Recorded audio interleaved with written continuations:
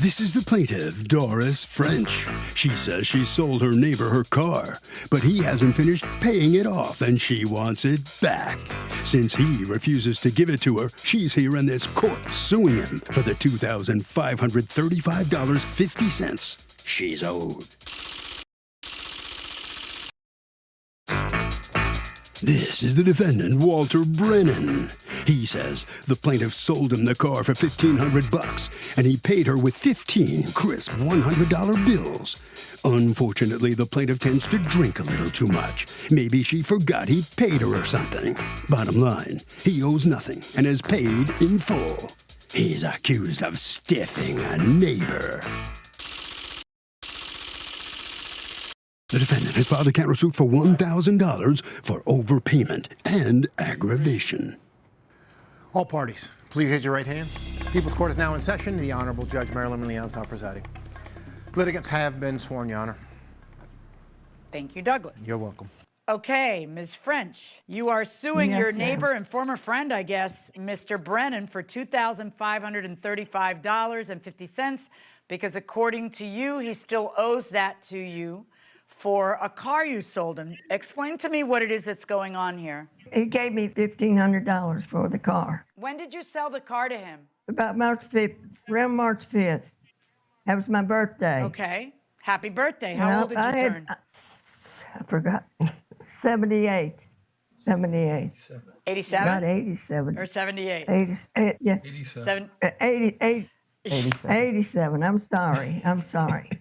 Well, you look fantastic. Oh, thank you. Okay, so tell me what happened. You have been drinking. It was your birthday. Was he over at your place? Well, he came in afterwards, and I was pretty under the weather. I admit that. Every time I have a birthday, I go out to eat, and I didn't get to go. So I was home all day and all night, and I did drink quite a bit.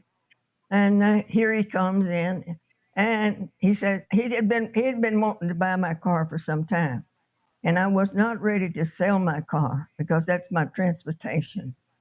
Anyway, to make a long story short, he went into his place and came back with $1,500, $100 bills.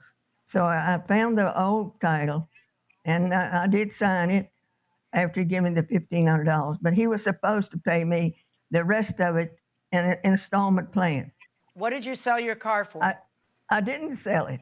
It was really taken away from me. He came in with $1,500, laid it down. I gave him the car keys, and the paper he got is not, I did not have it made. Someone else did. I did not. So I have the original title to the car, and it was fully paid for. Okay, but Ms. French, I'm asking you how much you sold the car for. You're telling me that you accepted money and gave him keys, and you remember that, and I understand that you're saying that you had too much to drink. I know you regret selling the car. I know that, because you want the car back. But what I'm asking you is how much did you sell the car for if it wasn't the $1,500? He was supposed to pay me $500 a week until he paid me the rest of the money, which the car was worth. What's the rest of the money? $2,500. So what did you sell it to him for $2,500? Yes, ma'am. That's what I did. I sold it to him for $2,500. He never once rang my bell and said, "Mrs. Frenchie, would you like me to take you to the doctor?" No. So I still Mr. want. Brennan, what's going on here? Back. She's painting a situation where you took advantage of her, and I guess she's saying you made her sell you her car. What's your version of this?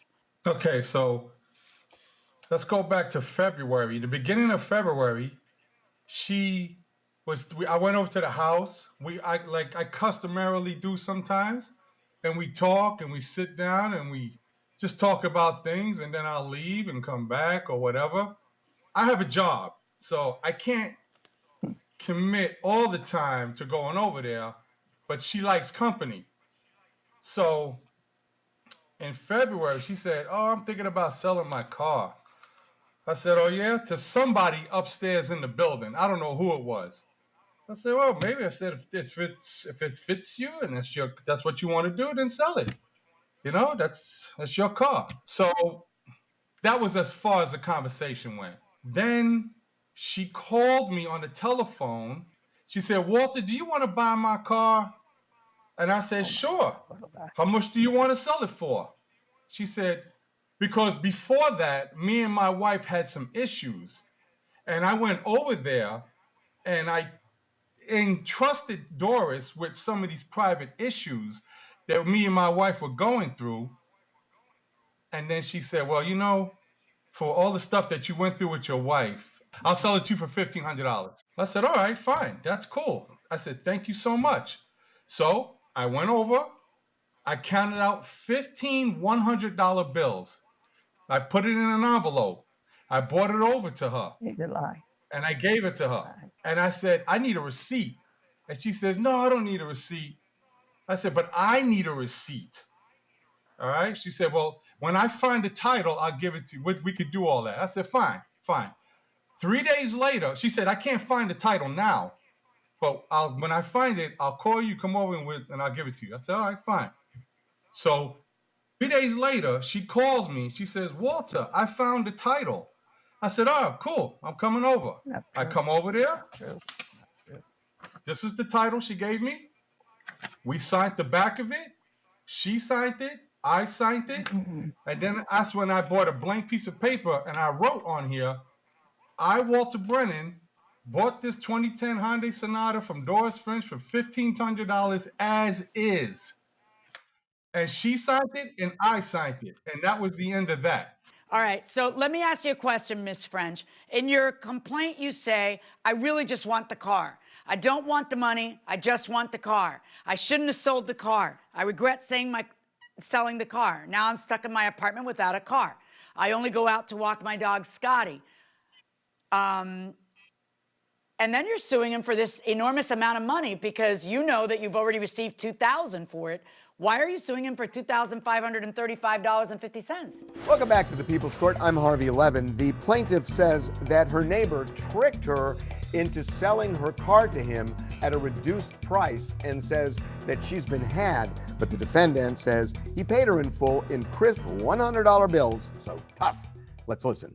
You don't get to change a deal that you struck. You may regret striking a deal.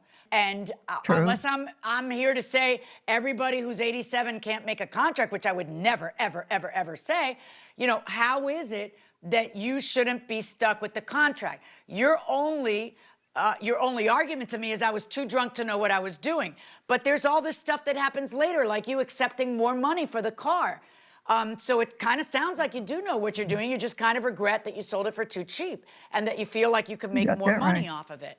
So I know, but that doesn't allow you to rip a deal apart. It's like you win some, you lose some, and this one you lose. You've got a counterclaim against her for $1,000 because you want the $500 that you willingly paid her extra back, and you want $500 for aggravation and emotional distress. Are you serious? Because there's a lot of people who might look at this and say, you know what? The minute she changed her mind, maybe you should have been a better egg about it, and maybe you should have given her back the car and taken back the money and just said, hey, you know, maybe she wasn't all there that night. There's all kinds of things that other people in your position might have done, given your difference in age with her, and the fact that now she has no wheels and she's 87 and lonely. So are you seriously asking me to make her pay you not just the $500 back that you paid her in order to get that other title, and not just that, but another $500 for you being aggravated? Seriously? Tell me, explain that one to me. Okay, listen, I don't even care about that, but it was just like a thing that just happened at the spur of the moment because I was a little upset of how this whole thing went down. And the reason why she told me she wanted to sell that car was to save money on her insurance. That's the money she didn't have to pay anymore. And also, she wouldn't have to pay for the garage parking. That's what it was. And also, Bill, the guy that she had driving the car, she said, I'm tired of Bill effing driving my car, using it as a taxi. That's why she was selling this car, selling the car. All right. Stop talking, Mr. Brennan. Press the off button. Ms. French, a deal is a deal is a deal. I'm sorry that you regret it. In your lawsuit against Mr. Brennan, I'm ruling for Mr. Brennan. Mr. Brennan, on your lawsuit against Ms. French, 0. Okay? That's cool. That's my verdict. Thank you. See you later, Doris. I tell you one thing, he made the biggest liar that God ever put on the face of the earth. So the case comes to an abrupt end and the plaintiff loses her lawsuit. The defendant prevails. He loses his countersuit, but he wins the major suit. Ms. French, you just said that Walter's a big liar. Why do you say that? No, I don't want nothing to do with him. All I wanted was my car back. I don't want to never see the man. I don't want to talk to him. Don't want to hear. I don't care if he dropped dead. Ms. French, I think we know how you feel about it, and I'm sorry you lost the case. Walter, let me ask you. She's really upset at you, and yet you've done her a lot of favors, I gather, over the years, right? She forgets when I cleaned her house for her. I would wash her dishes sometimes, clean up the kitchen. I would run errands for her. You know, she told me when she sold that car, I said, how you going to get around? She says, oh, I'll just take a cab. I don't go out to the doctors that much anyway. Now, all of a sudden, she's got all these issues. Well, listen, good luck to you. I hope you guys work it out, okay? But you're off the hook for the lawsuit. All right, let's see what the judges have to say about this really interesting dispute. This seemed to me like a case of seller's remorse, where she genuinely did sell this guy the car, and then later on... I feel really sorry for her. I mean, I really do. She's not a fool. No. She just has buyer's remorse. No, and if you look at the actual receipt that's drawn, the bill of sale, it says, as is, it has other things in it. If he's writing it up and trying to take advantage of her, he might not have written it that way. He might have, he could have signed in any number, I suppose. But at the end of the day, it does look like he bought the car fair and square. Yeah, and she just regrets it. Right. And she's mentioned that many, many times. You better believe I regret it. It's really buyer's remorse. Absolutely. Okay, Nina wants to know this. Hey, Harvey, if I have a neighbor that is going to put up a private fence and the space between our properties is only 5 inches and they damage my chain link fence, do I have a case? Nina, it is simple. If they damage your fence in the process of putting up their fence, yes. How about that for a one-word answer? That'll do it for this case. Litigants for the next case inside the courtroom.